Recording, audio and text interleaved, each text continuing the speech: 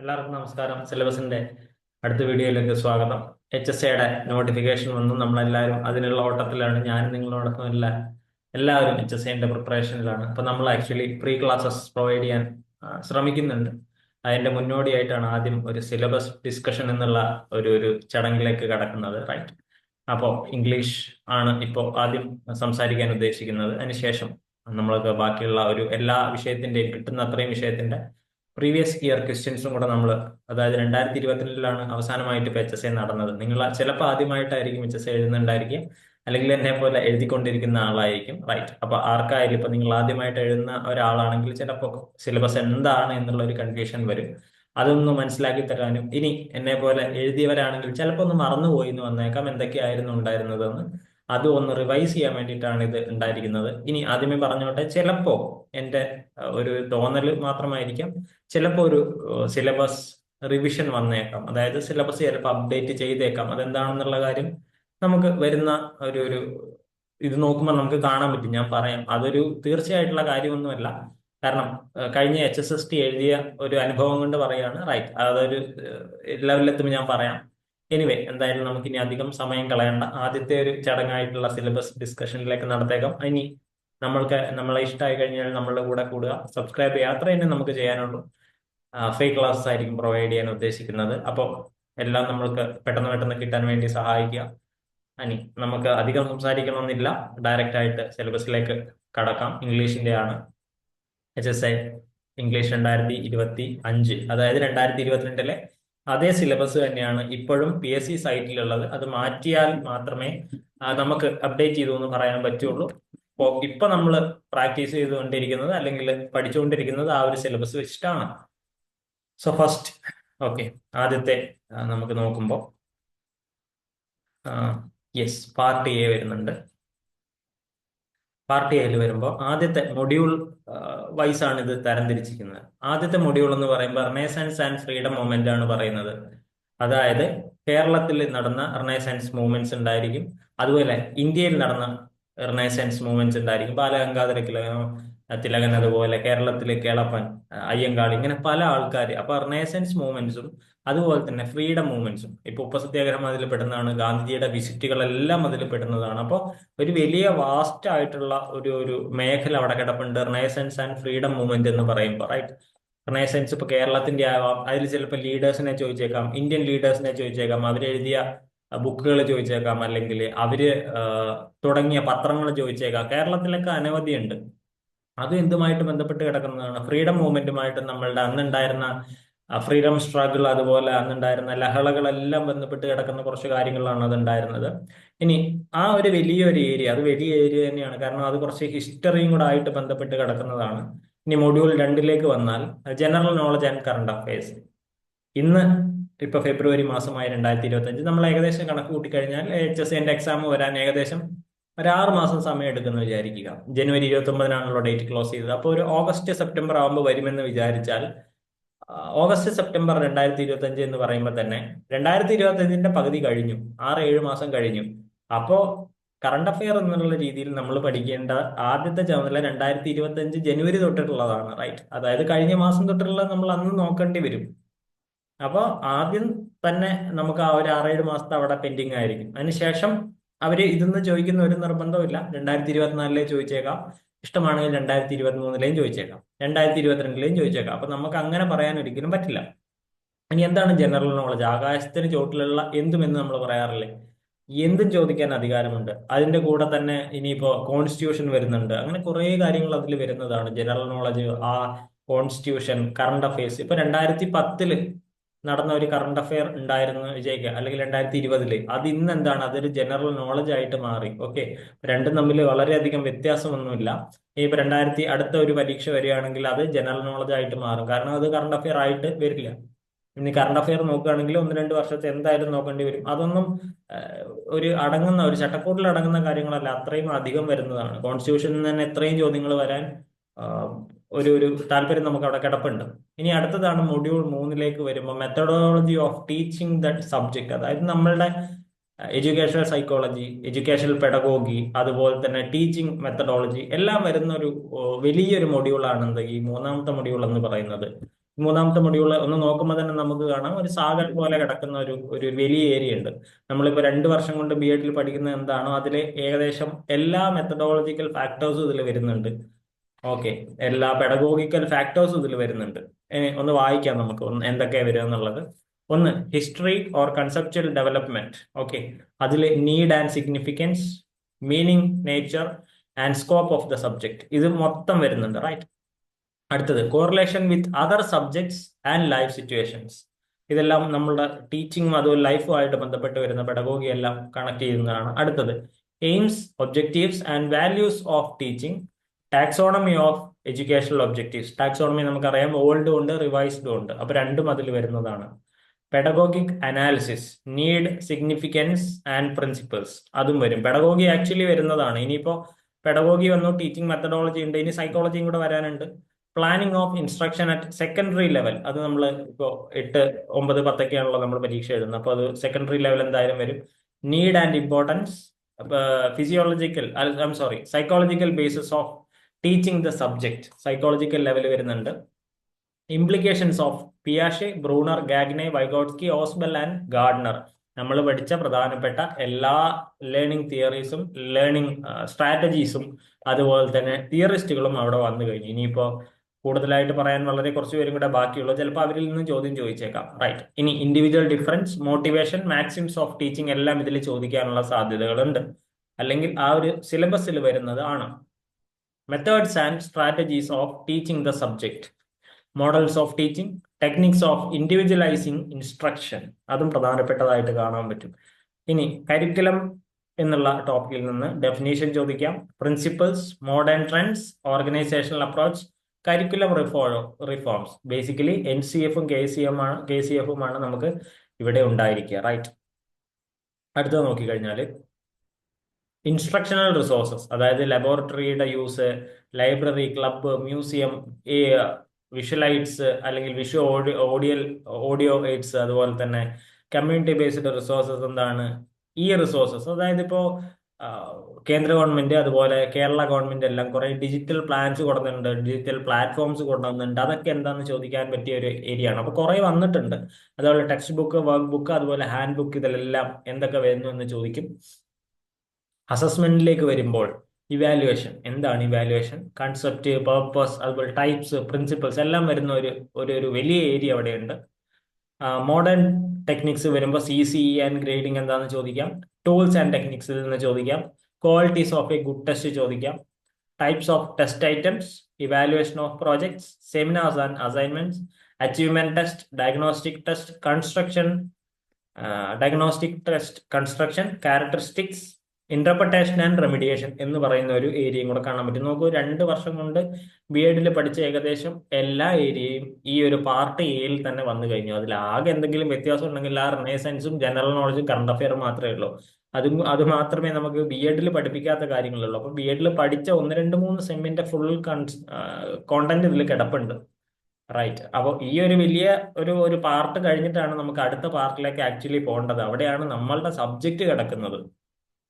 ഒന്നാമത്തെ ഒരു ഇതിലേക്ക് നോക്കുകയാണെങ്കിൽ, പാർട്ട് 1 എന്നുള്ള ലെവലിൽ നോക്കുകയാണെങ്കിൽ അതിന്റെ ബാക്കിയായിട്ട് വരുമ്പോൾ നമ്മുടെ ലിറ്ററേച്ചർ തിയറികളെ മൊഡ്യൂൾ ആയിട്ടാണ് തിരിച്ചിട്ടിരിക്കുന്നത്. അതായത് ഇപ്പോൾ പോയിട്രി എന്ന് പറയുന്നത് ഒരു മൊഡ്യൂളാണ് അല്ലെ. ഇനി അടുത്തത് എസ്സേസും ഡ്രാമസ് ഒക്കെ വരുമ്പോൾ അത് വേറൊരു മൊഡ്യൂളായിരിക്കും. ലിറ്റററി ക്രിറ്റിസിസം വരുമ്പോൾ അത് വേറൊരു മൊഡ്യൂളായിരിക്കും. ഇങ്ങനെ മൊഡ്യൂളുകളായിട്ടാണ് ഇത് തിരിച്ചിട്ടുള്ളത്. അപ്പോൾ ഒന്നാമത്തെ മൊഡ്യൂളിൽ വരുന്ന പോയട്രിയിൽ വരുന്ന പ്രധാനപ്പെട്ട അല്ലെങ്കിൽ കഴിഞ്ഞ സിലബസിൽ ഉണ്ടായിരുന്ന, നമ്മളിപ്പോൾ ഈ സിലബസ് ആണ് എന്ന് വിചാരിക്കുന്ന, സിലബസിൽ ഉണ്ടെന്ന് വിചാരിക്കുന്ന പോയംസ് ആണ് ഇപ്പൊ പറയാൻ പോകുന്നത്. Shakespeare, Sonet 121. ഓക്കെ, ഇതാ ഞാൻ പറയുന്നത്. ഒരു സിലബസ് ചേഞ്ച് ഉണ്ടെങ്കിലും നമ്മൾ അത്ഭുതപ്പെടാനുള്ള കാര്യങ്ങളൊന്നുമില്ല. നമ്മൾ പഠിച്ചു തുടങ്ങിയവരായിരിക്കും, ചിലപ്പോൾ നിങ്ങൾ എവിടെയെങ്കിലും അഡ്മിഷൻ എടുത്തവരായിരിക്കും, അല്ലെങ്കിൽ ക്ലാസ്സസ് നോക്കുമായിരിക്കും. റൈറ്റ്. അപ്പോൾ നോക്കൂ, ഷേക്സ്പിയർ എത്ര സോണറ്റ് എഴുതിയിട്ടുണ്ടെന്ന് നമുക്കറിയാം. 150-ന് മുകളിലുണ്ട്. അതിൽ എന്തുകൊണ്ടാണ് സോണറ്റ് 121 എന്ന് ചോദിക്കുന്നതിൽ പ്രത്യേകിച്ച് അർത്ഥമൊന്നുമില്ല. ഫിലോസഫിക്കൽ ലെവൽ ഉണ്ടായിരിക്കാം. പക്ഷേ 121 പകരം 18, 16, 91 അല്ലെങ്കിൽ ഒന്നാമത്തെയോ ഏത് ചോദിച്ചാലും വ്യത്യാസമൊന്നുമില്ല. ഷേക്സ്പിയറിന് എന്തായാലും പ്രശ്നമില്ല. പക്ഷെ ആ ഒരു സോണറ്റ് മാറ്റിയാൽ തന്നെ സിലബസ് ചേഞ്ച് വരാൻ തുടങ്ങുന്നുണ്ട്. റൈറ്റ്. അപ്പൊ പഴയ സോണറ്റ് തന്നെ ഇന്ന് ചോദിക്കണം എന്ന് നിർബന്ധമില്ല. അപ്പൊ അതുകൊണ്ടാണ് പറയുന്നത് ഒരു അപ്ഡേഷൻ വരാൻ സാധ്യതയുണ്ട്. അത് നമുക്ക് ഇപ്പോൾ ഒരിക്കലും അറിയില്ല. ഒരു പരീക്ഷയ്ക്ക് 1-2 മാസം മുൻപ് അല്ലെങ്കിൽ 3 മാസം മുൻപാണ് ആക്ച്വലി സിലബസ് റിവൈസ്ഡ് ആണോ അല്ലെങ്കിൽ അതേ സിലബസ് ആണോ എന്ന് നമ്മൾ അറിയുള്ളൂ. കാരണം ഞാനിപ്പോൾ കഴിഞ്ഞ HSST നമ്മളൊക്കെ എഴുതിയതായിരിക്കും. HSST നമ്മൾ എഴുതാൻ പോകുമ്പോൾ 1054 വർക്കുകൾ മാത്രമേ ഉണ്ടായിരുന്നുള്ളൂ. 2023 നടന്ന പരീക്ഷയെക്കുറിച്ചാണ് പറയുന്നത്. പക്ഷേ സിലബസ് വന്നപ്പോൾ ഒരു 150 വർക്കുകളുള്ള ആക്ച്വലി അസിസ്റ്റന്റ് പ്രൊഫസർ UGC നെറ്റിന് വേണ്ടിയിട്ട് വന്ന ഏകദേശം ഒരു അതേ സിലബസ് ആണ് ഇങ്ങോട്ട് എടുത്തിട്ടിട്ടുണ്ടായിരുന്നത് PSC. അപ്പൊ മനസ്സിലാക്കൂ, സിലബസ് ചേഞ്ച് വന്നാലും അത്ഭുതപ്പെടാനൊന്നുമില്ല. കാരണം ഇത് നമ്മൾ എഴുതി പഴകിയ 1-2 പരീക്ഷകളിൽ നമ്മൾ എഴുതി പഴകിയ സിലബസ് ആണ്. ചിലപ്പോൾ നിങ്ങൾ ആദ്യമായിട്ടായിരിക്കും പഠിക്കാൻ വരുന്നുണ്ടായിരിക്കുക. സ്റ്റിൽ അപ്പോൾ ചിലപ്പോൾ ഒരു ചാൻസ് ഉണ്ട് എന്നാണ് പറയുന്നത്. അടുത്ത ഒരു പോയത്തിലേക്ക് പോയി കഴിഞ്ഞാൽ ജോൺ ഡണ്ണിന്റെ വാലഡിക്ഷൻ ഫോർബിഡിങ് മോർണിംഗ് എന്നുണ്ട്. മിൽട്ടന്റെ ഓൺ ഹിസ് ബ്ലൈൻഡ്നെസ് ഉണ്ട്. ഗ്രേഡ് LG റിട്ടണിനെ കൺട്രി ചർച്ചയായിട്ട് നോക്ക്. ഈ കവിതകളൊക്കെ നമ്മൾ എന്നോ പഠിക്കാൻ തുടങ്ങിയത്. അപ്പൊ ഇതിലൊന്നും ഇത്രയും കാലമായിട്ട് ഇത് മാറ്റാത്തതിന് ഇതിന്റെ ഇമ്പോർട്ടൻസ് ഉണ്ട്, ഇല്ല എന്ന് ഞാൻ പറയുന്നില്ല. പക്ഷേ ഇതൊന്നും മാറ്റിയാലും പ്രശ്നമില്ല. ഇതിനേക്കാളും നല്ല കവിതകൾ അല്ലെങ്കിൽ ഇതിനോടൊത്ത് നിൽക്കുന്ന അത്രയും കവിതകൾ ഇംഗ്ലീഷ് ലിറ്ററേച്ചറിലുണ്ട്. അതിപ്പോ ഏത് ഭാഷയിൽ നിന്ന് എടുത്താലും ഇതിപ്പോ ഒരു യൂറോപ്യൻ അല്ലെങ്കിൽ ഇംഗ്ലണ്ടുമായിട്ട് ബന്ധപ്പെട്ട് നിൽക്കുന്ന കവിതകളാണ് ഇവിടെയുള്ളത്. ഇതിന് പകരം ഇപ്പോൾ ഷേക്സ്പിയറിന്റെയോ ഡണ്ണിന്റെയോ മിൽട്ടന്റെയോ ഗ്രേന്റെയോ ഒക്കെ വേറെ കവിതകൾ കിട്ടാനുണ്ട്. അത് വെച്ചാൽ തന്നെ സിലബസ് മാറുന്നുണ്ട്, റൈറ്റ്? ഇനി വേർഡ്സ് വർത്തിന്റെ ആണെങ്കിൽ ടിൻഡേ നബെ ചോദിക്കാം, ഷെല്ലിയുടെ 2 എ സ്കൈലാർക്ക് ചോദിക്കാം, കീറ്റ്സിന്റെ ഓഡോടെ ഗ്രീഷ്യൻ ചോദിക്കാം, ടെന്നിസന്റെ യുലീസസ് ചോദിക്കാം, ബ്രൗണിങ്ങിന്റെ മൈ ലാസ്റ്റ് ടച്ചസ് ആണുള്ളത്, അർണോൾഡിന്റെ ഡോർ ബീച്ച് ഉണ്ട്. ഇതെല്ലാം നമ്മൾ പഠിച്ച് പഴകിയത് അല്ലെങ്കിൽ നമ്മൾ പഠിച്ച് ഒന്ന് റിവൈസ് ചെയ്യാനുള്ള കാര്യങ്ങൾ മാത്രമേ ഉള്ളൂ. നമ്മൾ ഡിഗ്രിക്കും PGക്കും ഒക്കെ പഠിച്ചതായിരിക്കാം. ഇനി അടുത്ത പോയിട്രിയിലെ ബാക്കി വരുന്നതാണ് ഈറ്റ്സിന്റെ a prayer for my daughter, Sylvia പ്ലാത്തിന്റെ ഡാഡി, ടാഗോറിന്റെ where the mind is without fear, Nissim എസക്കിയലിന്റെ നൈറ്റ് ഓഫ് എ സ്കോപ്പിയൻ, കമലാദാസിന്റെ ആൻ ഇൻട്രൊഡക്ഷൻ, AK രാമാനുജന്റെ വിക്ടറി, റോബർട്ട് ഫ്രോസ്റ്റിന്റെ ഹോംബറിയൽ, എമിലി ഡിക്കിൻസന്റെ because I could not stop for death, വോൾസോയിയുടെ a telephone conversation, Meena അലക്സാണ്ടറിന്റെ a house of 1,000 doors, Margaret അറ്റ്വുഡിന്റെ this is a photograph of me, David ഡയോപ്പിന്റെ Africa, അതുപോലെ Jack ഡേവിസിന്റെ aboriginal Australia. നോക്കൂ, പോയിട്രി എടുക്കുമ്പോൾ നമുക്ക് ഇംഗ്ലണ്ടിൽ നിന്ന് പോയിറ്റ്സിനെ കാണാം, ഐറിഷ് പോയിറ്റ്സിനെ കാണാം, അതുപോലെ അമേരിക്കൻ പോയിറ്റ്സിനെ കാണാം, ആഫ്രിക്കൻ പോയിറ്റ്സിനെ കാണാം, ഓസ്ട്രേലിയൻ പോയിറ്റ്സിനെ കാണാം, ഇന്ത്യൻ പോയിറ്റ്സിനെ കാണാം. ഇങ്ങനെ ഈ ലോകത്തുള്ള എല്ലാ പോയിറ്റ്സുകളുടെയും ഏറ്റവും മികച്ച വർക്കുകളാണ് ഇവിടെ തന്നിട്ടുള്ളത്. എന്നാൽ ഇതേ ആൾക്കാര് വേറെ കവിതകൾ എഴുതിയിട്ടുണ്ട്. ഇതിനേക്കാൾ നമ്മൾ അടയാളപ്പെടുത്താത്ത വേറെ ആൾക്കാരുടെ കവിതകൾ വേണമെങ്കിൽ ഇത് ഉൾപ്പെടുത്താം. ഓക്കെ, അപ്പോഴാണ് ഒരു സിലബസിന്റെ കാര്യത്തിൽ നമുക്ക് അവര് തന്നെ കൺഫർമേഷൻ തരേണ്ടത്. ഇപ്പോ അറ്റ് ദ ടൈം ഇതാണ് ഉള്ളത്, റൈറ്റ്? അടുത്ത പോവാം. മൊഡ്യൂൾ 2ലേക്ക് വരുമ്പോൾ ഡ്രാമാസിന്റെ ഒരു കുത്തൊഴുക്കാണ് ഇവിടെ ഉള്ളത്.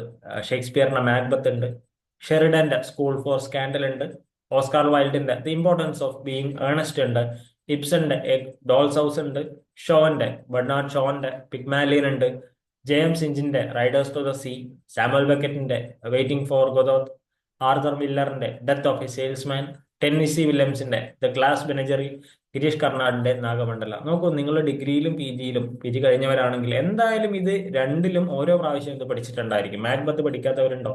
ഇല്ല. ഡോൾസ് ഹൗസോ പിഗ്മാലിയനോ റൈഡേഴ്സ് ടു ദ സീയോ വെയിറ്റിംഗ് ഫോർ ഗോദത്തോ അല്ലെങ്കിൽ നാഗമണ്ഡലയോ ഒന്നും പഠിക്കാത്ത ആൾക്കാരല്ല നമ്മൾ. അപ്പോൾ അത്രയും പഠിച്ച ഒരു കാര്യമാണ് നമ്മുടെ മുമ്പിൽ ഉള്ളത്. പക്ഷെ ചിലപ്പോൾ ഒരു ആക്ട് ഏതാണെന്നൊക്കെ ചോദിച്ചു കഴിഞ്ഞാൽ നമുക്കൊന്ന് കൺഫ്യൂസ്ഡ് ആയി മാറിയേക്കാം. സ്റ്റിൽ അപ്പോൾ അങ്ങനെയുള്ള ഒരു സാഹചര്യം കൂടി ഉണ്ട്, നമുക്ക് നോക്കാം. അടുത്തത് മൊഡ്യൂൾ 3ലേക്ക് വരുമ്പോൾ essays ആണ് വരുന്നത്. ഫ്രാൻസിസ് ബേക്കന്റെ ഓഫ് സ്റ്റഡീസ് ഉണ്ട്, സ്റ്റീലിന്റെ അതായത് നമ്മളുടെ ക്ലബ്സിലേക്ക് വന്നു, റൈറ്റ്? ദ ട്രംപറ്റ് ക്ലബ് ഉണ്ട്, AG ഗാർഡനറിന്റെ on the rule of the road ഉണ്ട്, EM ഫോസ്റ്ററിന്റെ ഓൺ ടോളറൻസ് ഉണ്ട്, ബർട്രൻഡ് റസലിന്റെ ഫംഗ്ഷൻ ഓഫ് എ ടീച്ചർ ഉണ്ട്, ഡോക്ടർ രാധാകൃഷ്ണന്റെ ഹ്യൂമാനിറ്റീസ് വേഴ്സസ് സയൻസ് ഉണ്ട്, എമിലി ബ്രോന്റെ വൂതറിംഗ് ഹൈറ്റ്സ്, അത് വേറെയാണ് ആക്ച്വലി, നമുക്കറിയാം അതൊരു ഫേമസ് നോവലാണെന്നുള്ളത്, ജോർജ് ഓർവെലിന്റെ ആനിമൽ ഫാം ഉണ്ട്, ഹെമിംഗ്വേയുടെ the old man and the sea ഉണ്ട്, അതുപോലെ ശശി ദേശ്പാണ്ഡെയുടെ റൂട്ട്സ് ആൻഡ് ഷാഡോസ് ഉണ്ട്, അരുന്ധതി റോയുടെ the God of small things ഉണ്ട്, ടോണി മോറിസന്റെ ദ ബ്ലൂവെസ്റ്റ് ഐ ഉണ്ട്. അതൊക്കെ എല്ലാം ഫേമസ് ഫേമസ് ഫേമസ് ഒന്നിനോടൊത്ത് നിലനിൽക്കുന്ന കിടപിടിച്ച് നിൽക്കുന്ന നല്ല വർക്ക്സ് ആണ്. പക്ഷെ ഇത് മാത്രമല്ല ഇംഗ്ലീഷിലെ ഏറ്റവും മികച്ച വർക്ക്സ്. ഇപ്പോൾ ഇതിലെ ഒരു 5-6 മാറ്റിയാലും പ്രത്യേകിച്ച് വ്യത്യാസമൊന്നും വരാൻ പോകുന്നില്ല. അടുത്തത് മൊഡ്യൂൾ 4ലേക്ക് പോകുമ്പോൾ literary criticisms of or terms എന്നുള്ളത് കാണാൻ പറ്റും. നിങ്ങൾ ഏതൊരു അക്കാഡമിയുടെ ഇപ്പൊ പഠിപ്പിച്ചുകൊണ്ടിരിക്കുന്ന ഏതൊരു അക്കാഡമി എടുത്ത് നോക്കിക്കഴിഞ്ഞാലും ലിറ്റററി ക്രിറ്റിസിസത്തിന് ഒരു ഓവർ ഇമ്പോർട്ടൻസ് നൽകുന്നതായിട്ട് കാണാൻ പറ്റുന്നുണ്ട്, റൈറ്റ്? ഇതാണ് ഏറ്റവും പ്രധാനപ്പെട്ടത് എന്ന് പറയുന്ന തരത്തിൽ അവർ പറയുന്നുണ്ട്. That's okay. പക്ഷെ അതിൽ എനിക്കൊരു അഭിപ്രായ വ്യത്യാസം ഉള്ളത് എന്താന്ന് പറഞ്ഞാൽ, എല്ലാത്തിൽ നിന്നും എല്ലാ മൊഡ്യൂളിൽ നിന്നും മാക്സിമം 2, 3, 4 ക്വസ്റ്റ്യനെ വരാറുള്ളൂ. പോട്ടെ, മാക്സിമം പോയി കഴിഞ്ഞാൽ 5 ക്വസ്റ്റ്യൻ. ലിറ്റററി ക്രിറ്റിസിസം എന്ന് പറയുന്നത് തന്നെ 9, 10 ഉണ്ട്, റൈറ്റ്? ഇതിൽ നിന്ന് ഓരോ ചോദ്യം ചോദിച്ചാൽ തന്നെ 9 ക്വസ്റ്റ്യൻ ആയി. അപ്പൊ അത്രയും ചോദ്യങ്ങൾ വരാൻ സാധ്യതയില്ല. പിന്നെ എല്ലാവരും ലിറ്റററി ക്രിറ്റിസിസം ആണ് ഏറ്റവും ഇമ്പോർട്ടന്റ്. കാരണം അത് പെട്ടെന്ന് നമുക്ക് മനസ്സിലാവാൻ സാധ്യത കുറവുള്ളതാണ്, തിയറീസ് ആണ്, റൈറ്റ്? അതുകൊണ്ട് തന്നെ അതിന് ഓവർ ഇമ്പോർട്ടൻസ് കൊടുക്കുന്നതായിട്ട് നമുക്ക് കാണാൻ പറ്റും. അങ്ങനെ ഓവർ ഇമ്പോർട്ടൻസും കൊടുക്കണ്ട, കുറഞ്ഞ ഇമ്പോർട്ടൻസും കൊടുക്കണ്ട, മീഡിയം ഇമ്പോർട്ടൻസ് കൊടുത്താൽ മതി എന്നാണ് എൻ്റെ ഒരു അഭിപ്രായം. കാരണം അത്ര ചോദ്യമേ ആ ഒരു മൊഡ്യൂളിൽ നിന്ന് വരാൻ സാധിക്കുകയുള്ളൂ. 20 ചോദ്യമൊന്നും ലിറ്റററി ക്രിറ്റിക്സിൽ നിന്നോ അല്ലെങ്കിൽ ടേംസിൽ നിന്നോ വരില്ല. അപ്പോൾ മീഡിയം ലെവലിൽ എല്ലാം മനസ്സിലാക്കി പോകുന്ന തരത്തിൽ ഈ ഒരു മൊഡ്യൂൾ പഠിച്ചാൽ മതി. ഇതിന് ഓവർ ഇമ്പോർട്ടൻസ് കൊടുക്കേണ്ട കാര്യമില്ല. ഇമ്പോർട്ടന്റ് ആണ്, ഒന്നുമല്ല എന്ന് പറയുന്നില്ല. പക്ഷെ ചില അക്കാഡമീസ് അങ്ങനെ പറയുന്നത് കേൾക്കാം, ലിറ്റററി ക്രിറ്റിസിസത്തിന് എക്സ്ട്രാ. അങ്ങനെയൊന്നുമില്ല. കാരണം അതിൽ നിന്ന് വരുന്ന ചോദ്യങ്ങൾക്ക് എണ്ണത്തിന് കണക്കുണ്ട്. 50 ചോദ്യം ഒന്നിച്ച് ഇതൊന്നും എടുത്തിടാൻ പറ്റില്ല. ഇപ്പൊ തന്നെ നമ്മൾ പോയട്രി, ഇപ്പൊ നമ്മൾ പഠിച്ച ഒരു 3 മൊഡ്യൂളിൽ നിന്ന് തന്നെ ഓരോ ചോദ്യം ഇട്ടാലും 10, 30 ചോദ്യത്തിനടുത്തായി. പിന്നെ എന്തിനാണ് ഇത്രയും ഇമ്പോർട്ടൻസ് നൽകുന്നത്? ഇമ്പോർട്ടന്റ് ആണ്. അപ്പൊ ഓരോ വർക്കിൽ നിന്നും ഓരോ ചോദ്യം ഇട്ടാൽ പോലും 10, 20, 25 എണ്ണം ആയി കഴിഞ്ഞു. അപ്പൊ അതിന്റെ കൂടെ തന്നെ പഠിച്ചു പോകേണ്ട ഒരു ഏരിയ തന്നെയാണ് ഇത്. പക്ഷെ അത്രയും ഡീപ്പായിട്ട് പഠിക്കണമെന്ന് നിർബന്ധമൊന്നുമില്ല. പഠിച്ചാലും ഓക്കെയാണ്, റൈറ്റ്? അതിൽ പ്രധാനപ്പെട്ട് വരുന്നത് രസ തിയറി ഉണ്ട്, ധ്വനിയുണ്ട്, അരിസ്റ്റോട്ടലിന്റെ പോയറ്റിക്സ് ഉണ്ട്, വേർഡ്സ്വർത്തിന്റെ പ്രിഫേസ് ടു ലിറിക്കൽ ബല്ലാഡ്സ് ഉണ്ട്, കോളറിഡ്ജിന്റെ ബയോഗ്രാഫി ലിറ്ററേറിയ എന്ന് പറയുന്ന ബുക്കിലെ 14ാമത്തെ ഏറ്റവും ഇമ്പോർട്ടന്റ് ആയിട്ടുള്ള ചാപ്റ്റർ ഉണ്ട്. കാരണം 10, 23, 24 ചാപ്റ്ററേ ആ ഒരു ബുക്കിലുള്ളൂ. അതിൽ ഏറ്റവും ഇമ്പോർട്ടന്റ് ആയിട്ട് പറയുന്നത് അദ്ദേഹത്തിന്റെ കൺസെപ്റ്റുകൾ പറയുന്ന ചാപ്റ്റർ 14 ആണ്. അടുത്തത് അർണോൾഡിന്റെ സ്റ്റഡി ഓഫ് പോയിട്രി ഉണ്ട്, എലിയറ്റിന്റെ tradition and the individual talent ഉണ്ട്, ടെഷറിന്റെ nature of the linguistic sign ഉണ്ട്, ഷോൾട്ടറിന്റെ ടുവേർഡ്സ് എ ഫെമിനിസ്റ്റിക് പോയറ്റിക്സ് ഉണ്ട്. ഇത്രയുമാണ് അതിൽ വരുന്ന പ്രധാനപ്പെട്ട കാര്യങ്ങൾ. ഇത് കഴിഞ്ഞാൽ നമ്മൾ ടേംസ് ആൻഡ് മൂവ്മെന്റ്സ് എന്ന് പറഞ്ഞ് നമ്മൾ ലിറ്ററേച്ചർ പഠിക്കുന്ന ആൾക്കാരാണ്. ഒരു ബുക്ക് ഉണ്ട്, MH എബ്രഹാംസിന്റെ a glossary of literary terms എന്ന് പറയുന്നത്. ആ ബുക്കിൽ നിന്ന് ഇപ്പോൾ അത് നെറ്റിനായാലും സെറ്റിനായാലും ഒക്കെ ചോദ്യങ്ങൾ ചോദിക്കുന്നത് ഡയറക്റ്റ് ആണെങ്കിൽ ഇവിടെ നിന്ന് എടുത്ത് കണ്ടിട്ടുണ്ട്. ആ ഒരു ബുക്കിൽ എല്ലാം അടങ്ങിയിട്ടുണ്ട് എന്നാണ് നമുക്ക് മനസ്സിലാക്കേണ്ടത്. ആ ബുക്കിൽ നിന്ന് അല്ലെങ്കിൽ അവർ പറയുന്ന ടേംസ് എന്ന് പറയുന്നത്, ഈ പറയുന്ന ടേംസ് എല്ലാം ഈ ബുക്കിൽ അടങ്ങിയിട്ടുണ്ട്. അപ്പൊ ആ ഒരു ബുക്ക് വാങ്ങി വെക്കുന്നത് ഇനിയുള്ള കാലത്ത് നല്ലതായിരിക്കും വായിക്കാൻ വേണ്ടിയിട്ട്. അപ്പോൾ ഇനി പറയുന്ന ക്ലാസ്സിസം തൊട്ടുള്ള ടേംസ് എല്ലാം ഈ ബുക്കിൽ അടങ്ങിയിട്ടുണ്ട്. അപ്പൊ അത് വായിക്കാൻ ഉള്ള ഒരു റെഫറൻസ് ആയിട്ടാണ് തരുന്നത്. അപ്പൊ ബേസിക്കലി ഈ ഒരു ടേംസിൽ നിന്നുള്ള അല്ലെങ്കിൽ മൂവ്മെന്റ്സ് എന്നുള്ള ചോദ്യങ്ങൾ വരുന്നത് ചിലപ്പോൾ ഈ MH എബ്രഹാംസിന്റെ ഗ്ലോസറി ഓഫ് ലിറ്റററി ടേംസ് എന്ന് പറയുന്ന ബുക്കിൽ നിന്ന് ആയിരിക്കും അല്ലെങ്കിൽ ആണ് എന്നാണ് മനസ്സിലാക്കാൻ പറ്റുക. അതിൽ ഏതൊക്കെ ടേംസ് ആണ് വരുന്നത് അല്ലെങ്കിൽ മൂവ്മെന്റ്സ് ആണ് വരുന്നത്? ക്ലാസിസിസം, അരിസ്റ്റോട്ടിൽ തൊട്ട് തുടങ്ങുന്നത് അല്ലെങ്കിൽ പ്ലാറ്റോ തൊട്ട് തുടങ്ങുന്നത്, neo classicism, romanticism, humanism, realism, magical realism, naturalism, symbolism, Russian formalism, Marxism, structuralism, post structuralism, deconstruction, psycho analytical criticism, feminism, post colonialism, modernism and post modernism. നോക്കൂ, മേജർ തിയറീസ് എല്ലാം അവിടെ cover ചെയ്തു പോയി. ഏറ്റവും പ്രധാനപ്പെട്ട എല്ലാ തിയറീസും അവിടെ കവർ ചെയ്തു പോയിട്ടുണ്ട്. അവിടെ നമ്മുടെ ലിറ്റററി ക്രിറ്റിസിസത്തിൽ ബേസ് ചെയ്തുകൊണ്ട് പറയേണ്ട എല്ലാ തിയറീസും, എല്ലാ ഇസംസും, ഇസംസും ഇവിടെ പറഞ്ഞു തീർന്നു കഴിഞ്ഞു, റൈറ്റ്? ഇനി അടുത്തതിലേക്ക് പോവാം. മൊഡ്യൂൾ 5 എന്തൊക്കെയാണുള്ളത്? മൊഡ്യൂൾ ഫിഫ്ത്ത് മൊഡ്യൂളിൽ വരുന്നത് linguistics, phonetics and history of language. നമ്മളെ അല്ലെങ്കിൽ എന്നെയൊക്കെ കുറച്ച് കൊടുക്കുന്നതാണ് ഈ ഫോണറ്റിക്സ് അല്ലെങ്കിൽ ലിംഗ്വിസ്റ്റിക്സ് എന്ന് പറയുന്നത്, റൈറ്റ്? അത് നമ്മൾ നേരെ പഠിക്കാത്തത് കൊണ്ടാണ്, നമ്മളുടെ ഒരു അറിവ് കുറവുള്ളത് മാത്രമാണ്. ഡയറക്റ്റ് ക്വസ്റ്റ്യൻസ് വരുന്ന ഒരു ഏരിയ ആണത്. എന്താണ് ഒരു മോർഫീം, എന്താണ് ഒരു ഫോണീം എന്നൊക്കെ ഡയറക്റ്റ് ക്വസ്റ്റ്യൻസ് വരുന്ന ഒരു ഏരിയ ആണ്, റൈറ്റ്? അപ്പോൾ അതിലെന്തൊക്കെ വരും? Module 5 linguistics, phonetics and history of ലാംഗ്വേജിൽ എന്ത് വരാം എന്നുള്ളതാണ് ചോദിക്കുന്നത്. ഫോണോളജി, അതിന്റെ deeper items, morphology, syntax, semantics, lang and parole, competence and performance. ഇതൊക്കെ ആരുടെയാണെന്ന് നിങ്ങൾക്ക് അറിയാമല്ലോ അല്ലെ? അവിടെ നിന്നിട്ടാണ് അത് സംസാരിക്കേണ്ടത്. ഓർഗൻസ് ഓഫ് സ്പീച്ച് ഒക്കെ എന്തായാലും ചോദിക്കാറുള്ളത്. കാരണം നേസൽസ് കൂടെ വരുന്ന സൗണ്ട് ഏതാണ്, ഇങ്ങനെ കുറെ സാധനങ്ങളുണ്ട്, കുറെ സൗണ്ട്സ് പ്രൊഡ്യൂസ് ചെയ്യുന്നതുണ്ട്. അത് ചോദിക്കാൻ വളരെയധികം സാധ്യതയുണ്ട്. അതുപോലെ ക്ലാസിഫിക്കേഷൻ ഓഫ് സ്പീച്ച് സൗണ്ട്സ് ചോദിക്കാറുണ്ട്. സ്ട്രെസ്, റിതം, ഇന്റോണേഷൻ ചോദിക്കാറുണ്ട്. ചിലപ്പോൾ ചില വാക്ക് തന്നിട്ട് ഇതിൽ എത്ര സിലബിൾസ് ഉണ്ട്, എത്ര സ്ട്രെസ് എവിടെ കൊടുക്കും, ഇന്റോണേഷൻ എവിടെ വരും എന്നുള്ളത് ചോദിക്കാറുണ്ട്. അതുപോലെ ട്രാൻസ്ക്രിപ്ഷൻസ് ചോദിക്കാറുണ്ട്. വരെ കേട്ടിട്ട്. ഇനി അടുത്തതാണ് Indo European family of languages ചോദിക്കാറുണ്ട്. അതൊക്കെ വൺ വേർഡ് ആയിരിക്കും. ഓക്കെ, ഒരു ഫാമിലി ഓഫ് ലാംഗ്വേജ് എന്ന് പറയുമ്പോൾ ഇത് എവിടെയായിട്ട് റിലേറ്റ് ചെയ്ത് നിൽക്കുന്നു എന്നൊക്കെ ഡയറക്റ്റ് ക്വസ്റ്റ്യൻസ് ആണ് ഈ ഒരു ഭാഗത്ത് നിന്ന് വരാൻ വളരെയധികം സാധ്യത. അടുത്തത് ലോൺ വേർഡ്സ്, ലാറ്റിൽ നിന്നുള്ളത് ഇംഗ്ലീഷിലേക്ക് എടുത്തതോ അങ്ങോട്ട് പോയതോ ആയിരിക്കാം. സ്കാൻഡിനേവിയൻ വാക്കുകൾ ചോദിച്ചേക്കാം, ഫ്രഞ്ച് ചോദിച്ചേക്കാം, ഇന്ത്യൻ ചോദിച്ചേക്കാം. ഇതൊക്കെ വരുന്നതാണ്. ഓക്കെ, ഇപ്പോൾ സ്കാൻഡിനേവിയൻ എന്നുള്ള ഒരു വാക്കെടുത്തിട്ട് ഇത് ഏത് ഭാഷയാണെങ്കിലും ഇങ്ങോട്ടുള്ള ലോൺ വേർഡ് ആണെന്ന് ചോദിച്ചു കഴിഞ്ഞാൽ നമ്മൾ ചിലപ്പോൾ ബുദ്ധിമുട്ടിയേക്കാം. ഓക്കെ, അത് സ്വാഭാവികമാണ്. കാരണം അത്രയൊന്നും വാക്കിന്റെ പരിമിതി നമുക്കുണ്ട്. വായിച്ച് മനസ്സിലാക്കാൻ പറ്റുന്നത് നല്ലതാണ്. എന്നിരുന്നാലും ലോൺ വേർഡ് ഒക്കെ ചിലപ്പോൾ റാങ്ക് മേക്കിംഗ് ക്വസ്റ്റ്യൻസ് ഒക്കെ ആയിട്ടാണ് അത് വരുന്നത്. റൈറ്റ്.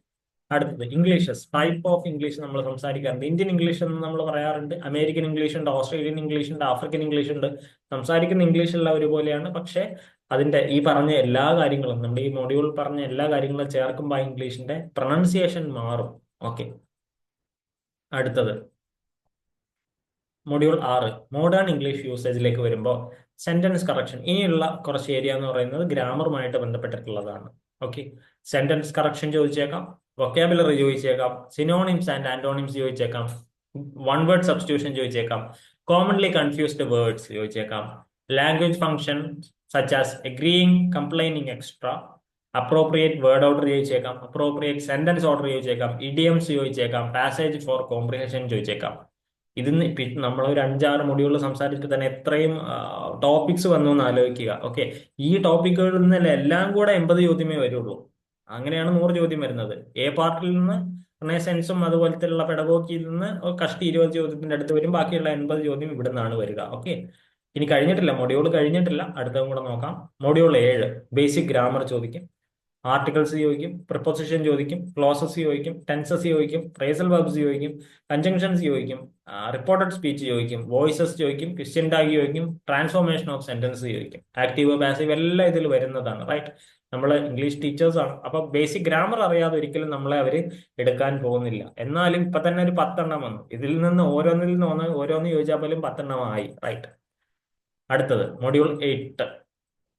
ഓക്കെ, മൊഡ്യൂൾ 8 ആണ് അവസാനത്തെ മൊഡ്യൂൾ ആയിട്ട് നമ്മളുടെ കയ്യിൽ വരുന്നത്.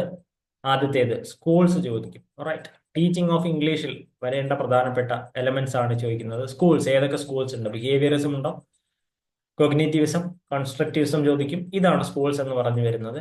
ഇനി skills and sub skills of LSRW അല്ലെങ്കിൽ listening, speaking, reading and writing എന്ന് പറയുന്ന LSRWയിൽ വരുന്ന സ്കിൽസ് ആൻഡ് സബ് സ്കിൽസ് ചോദിക്കും. ലാംഗ്വേജ് അക്യൂസിഷൻ ആൻഡ് ലേണിംഗ് അല്ലെങ്കിൽ ക്രാഷൻ മോഡലൊക്കെ നമ്മൾ പഠിച്ചിട്ടുണ്ട്. ഇതൊക്കെ അതിൽ വരുന്നതാണ്. റൈറ്റ്. അടുത്തത് methods and approaches. Grammar translation method എന്താണ്, ഓഡിയോ ലിംഗൽ മെത്തേഡ് എന്താണ്, ഡയറക്റ്റ് മെത്തേഡ് എന്താണ്, സ്ട്രക്ചറൽ, ഓറൽ, സിറ്റുവേഷണൽ അപ്രോച്ച് എന്താണ്, കമ്മ്യൂണിക്കേറ്റീവ് അപ്രോച്ച് എന്താണ്, ബൈലിംഗൽ മെത്തേഡ്, ഹ്യൂമനിസ്റ്റിക് അപ്രോച്ച് എല്ലാം ഇതിൽ ചോദിക്കും. എല്ലാം അടങ്ങിയ നല്ല അസലായിട്ട് നിൽക്കുന്ന ഒരു കാര്യമാണിത്. എല്ലാം അതിൽ പെട്ടു, എല്ലാം ഉൾപ്പെട്ടു അതിൽ. ഇനി use of audio visual AIDS and ICT. Okay, ഇന്നത്തെ ലേറ്റസ്റ്റ് ടെക്നോളജി അല്ലെങ്കിൽ നമ്മളുടെ ഗവൺമെന്റ് തൊട്ട് സെൻട്രൽ ഗവൺമെന്റ് വരുന്ന എല്ലാ കാര്യങ്ങളും ചോദിക്കാൻ പറ്റിയതാണ്. MS ഓഫീസ് തൊട്ട് എല്ലാം ചോദിക്കാൻ പറ്റിയ ഒരു ഏരിയ ആണ് ICT എല്ലാം വരുന്നത്. ഇനി teaching of prose, poetry and grammar. എങ്ങനെ പഠിപ്പിക്കാം, ഏത് രീതിയിൽ പഠിപ്പിക്കാം, മോഡൽസ് എന്തൊക്കെയാണ്, ഇങ്ങനെ ചോദിക്കാം. ടെസ്റ്റിംഗ് ആൻഡ് ഇവാലുവേഷൻ നമ്മൾ നേരത്തെ പറഞ്ഞതാണ്. Learner types, teaching learners with disability, ലാസ്റ്റത്തെ ആയിട്ട് വരുന്നത് NCF KCF on teaching of English. NCFും KCFും വരുമ്പോൾ ഇംഗ്ലീഷ് ടീച്ചിങ്ങുമായിട്ട് ബന്ധപ്പെട്ട് എന്തൊക്കെയാണ് വന്ന റൂൾസ് ആൻഡ് റെഗുലേഷൻസ് അല്ലെങ്കിൽ അതുമായിട്ട് ബന്ധപ്പെട്ട പ്രൊവിഷൻസ് എന്നാണ് ചോദിക്കുന്നത്. അപ്പൊ ഇത്രയും വലിയ ഒരു വാസ്റ്റ് സിലബസ് നമ്മുടെ മുമ്പിലുണ്ട്. ഇനിയിപ്പോ നമ്മളുടെ സന്തോഷത്തിന് വേണ്ടി ചിലപ്പോൾ PSC ഇതൊന്ന് അപ്ഡേറ്റും കൂടെ ചെയ്തേക്കാം. എന്നാലും ചില മൊഡ്യൂൾസ് മാത്രമേ മാറാൻ സാധ്യതയുള്ളൂ. ഇപ്പൊ 8ാമത്തെ ഒന്നും അധികം മാറണമെന്ന് നിർബന്ധമില്ല. അതുപോലെ പാർട്ട് A എന്ന് പറയുന്ന ഫസ്റ്റ് പാർട്ടും അധികം മാറണമെന്ന് നിർബന്ധമൊന്നുമില്ല. അതിൽ വരുന്ന ഈ ലിറ്ററേച്ചറിന്റെ ഏരിയാസ് ആണ് മാറാനൊരു സാധ്യതയുള്ളത്. കാരണം ഇതൊന്നും ഇനി മാറ്റാൻ പറ്റില്ല. ഗ്രാമർ ട്രാൻസ്ലേഷൻ മെത്തേഡിലുള്ള വലിയ കാര്യമായിട്ടൊന്നും വരാനില്ല. അതുപോലെ ലോൺ വേർഡ്സ് ലോൺ വേർഡ്സിന്റെ എണ്ണം കൂടാമല്ലോ. ഇംഗ്ലീഷ് ഡിക്ഷണറിയിലുള്ള വേർഡ്സിന്റെ എണ്ണം എന്തായാലും കൂടിക്കൊണ്ടിരിക്കുന്നുണ്ട്. അങ്ങനെ ആയിരിക്കാം. അപ്പോൾ മാറുന്നതും മാറാത്തതുമായിട്ടുള്ള ഏരിയാസ് തമ്മിൽ വലിയ വ്യത്യാസം ഉണ്ട്. അപ്പൊ ഇത്രയുമാണ് ഒരു ഇംഗ്ലീഷ് സിലബസിന്റെ, HSAയുടെ ഒരു സിലബസിന്റെ ഒരു ഏരിയ എന്ന് പറയുന്നത്. കുറച്ച് വൈഡാണ്, എന്നിരുന്നാലും നമുക്ക് പഠിക്കാൻ പറ്റുന്നതാണ്. അപ്പൊ ഇനി വരുന്ന അടുത്ത ഒരു ക്ലാസ്സിൽ നമ്മൾ ഇതിന്റെ PYQ സെഷൻസ് ചെയ്യാൻ താല്പര്യപ്പെടുന്നുണ്ട്. നിങ്ങൾ ഉണ്ടാവുമെന്ന് വിചാരിക്കുന്നു. 2022 നടന്ന HSA ഇംഗ്ലീഷിന്റെ PYQ നമ്മളൊന്ന് ഡിസ്കസ് ചെയ്യുന്നുണ്ട്. അപ്പോൾ ആ ഒരു ക്ലാസ്സിലേക്ക് എല്ലാവരും ക്ഷണിക്കുകയാണ്. അപ്പോൾ എന്തായാലും ആ ഒരു ക്ലാസ്സിൽ കാണാം. നിങ്ങളുടെ പഠനം എന്തായാലും തുടങ്ങണം, നന്നായിട്ട് പഠിക്കുക. AI ടൂൾസ് ഒക്കെ നിങ്ങൾ ഉപയോഗിക്കാൻ തുടങ്ങുക. ഓക്കെ, ആരെയും സഹായിക്കാതെ പഠിക്കണം എന്നുള്ള ഒരാളൊക്കെ ആണെങ്കിൽ നെറ്റ് റെഫർ ചെയ്യാൻ പഠിക്കുക, നെറ്റിൽ നിന്ന് പഠിക്കാൻ ശ്രമിക്കുക, കൂടുതൽ ക്ലാസ്സസ് കാണാൻ ശ്രമിക്കുക, ബുക്സ് ഒന്ന് വായിക്കാൻ ശ്രമിക്കുക. കാരണം നമ്മൾ പറഞ്ഞു, ഒരു 6 മാസത്തോളം മുമ്പിലുണ്ട്, കഷ്ടി ഒരു 180ഓളം ദിവസം, ഒരു വർഷത്തിന്റെ പകുതി മുമ്പിലുണ്ട്. ശ്രമിച്ചു നോക്കാം നമുക്ക് എല്ലാവർക്കും. അപ്പോൾ എന്തായാലും അടുത്തൊരു ക്ലാസ്സിൽ കാണാം. അടുത്ത ഒരു PYQ സെഷനിൽ നമുക്ക് എന്തായാലും മീറ്റ് ചെയ്യാം. അപ്പോൾ അതുവരെ bye bye and see you. Wish you all the best. By.